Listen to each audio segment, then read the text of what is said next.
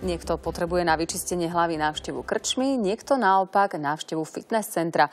Celkové upratovanie v živote si však už vyžaduje veľké zmeny. Urobiť si zásadný poriadok v živote sa rozhodla jedna slovenská rodina. A tak si v týchto dňoch balia kufre, 2 malé deti a svoje sny a odchádzajú na Nový Zéland.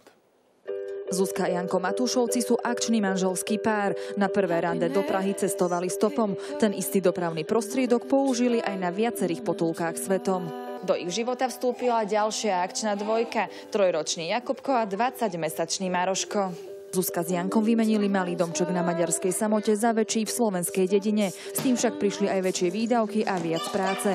Tempo sa zdvojnásobilo a rodina sa dostala do začarovaného kruhu, kedy živiteľ rodiny Janko trávil viac času v práci ako doma. Sme si povedali, že musíme zmeniť náš život, že chceme spomaliť, chceme si ho viac vychutnávať a vlastne takto vznikol náš projekt Life Reset, ktorý je o reštartovaní života, o veľkých zmenách.